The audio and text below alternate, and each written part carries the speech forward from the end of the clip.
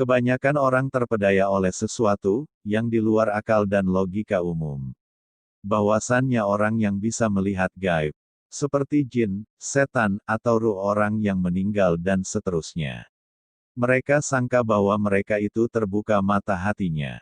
Mata hati yang terbuka kuat adalah yang mampu menyaksikan alam barzakh dan mengenali satu lagi hakikat yang dinamakan keabadian, yaitu sifat hari akhirat. Kematian membinasakan jasad, dan kiamat membinasakan alam seluruhnya.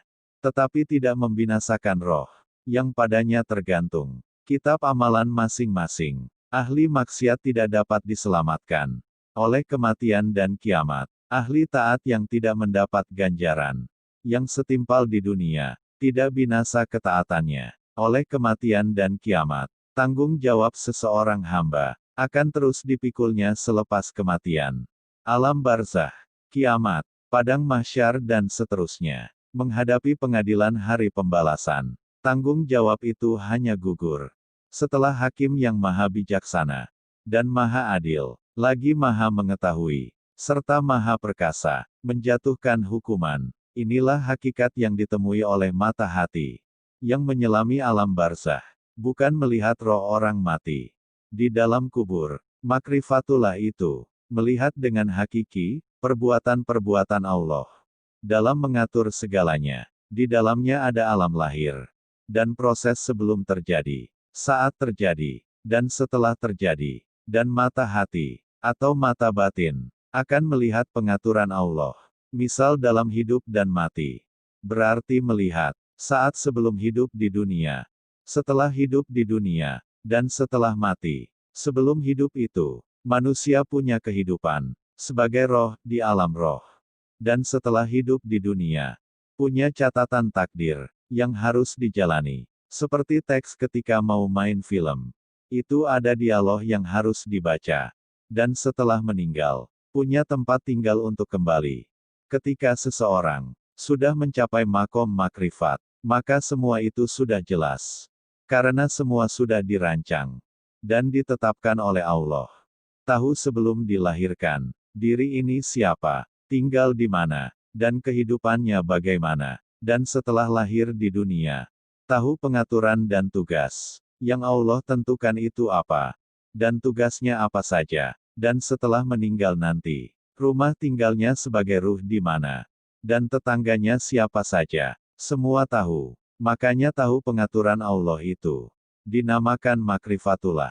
Mata hati berfungsi mengenal perkara yang gaib. Makrifat atau pengenalan kepada keabadian atau hari akhirat akan melahirkan kesungguhan pada menjalankan amanat Allah Subhanahu wa Ta'ala, yaitu mengerjakan perintah-perintahnya dan menjauhi larangan-larangannya.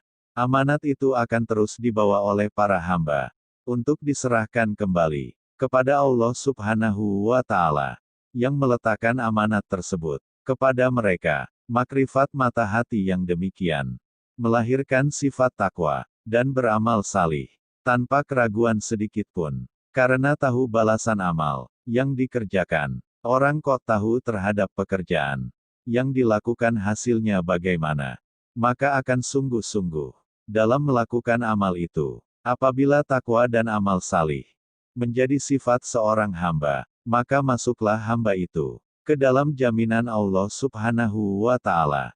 Dialah Tuhan yang memperlihatkan kepada kamu tanda-tanda keesaannya dan kekuasaannya untuk menghidupkan rohani kamu, dan yang menurunkan untuk jasmani kamu sebab-sebab rezeki dari langit. Dan tiadalah yang ingat serta mengambil pelajaran dari yang demikian, melainkan orang yang selalu bertumpu kepada Allah. Quran Surat Al-Mu'min, ayat 13. Allah Subhanahu wa Ta'ala berfirman dalam hadis qudsi, "Hambaku, taatilah semua perintahku, jangan membeber keperluan kamu." Allah Subhanahu wa Ta'ala, sebagai Tuhan, Tuan, atau majikan, tidak sekali-kali mengabaikan tanggung jawabnya untuk memberi rezeki kepada hamba-hambanya, sementara hamba-hamba berkewajiban pula mentaati Tuan mereka.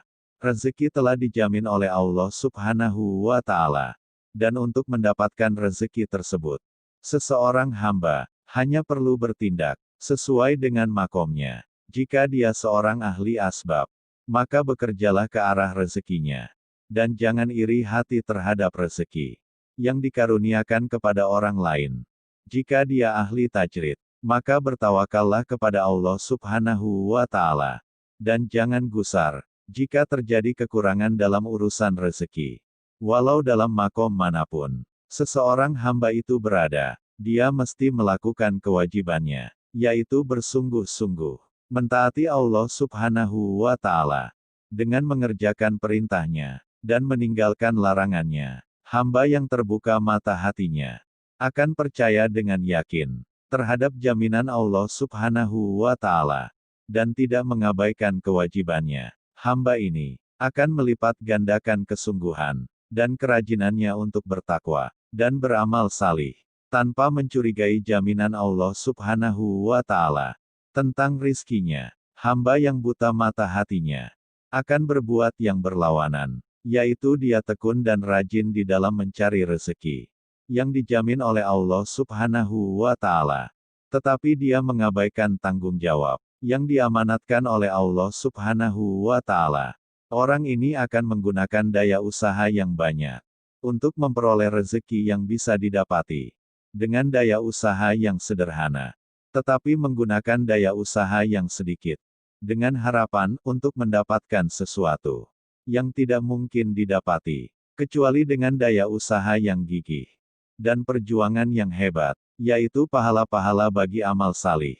Mata hati melihat kepada yang hakiki dalam kegaiban, nafsu yang hanya berminat dengan kebendaan yang nyata menutupi yang hakiki itu, dan akal mengadakan hujah untuk menguatkan keraguan yang tumbuh pada nafsu. Perkara gaib disaksikan dengan keyakinan. Jika nafsu dan akal bersepakat mengadakan keraguan, kebenaran yang gaib akan terhijab.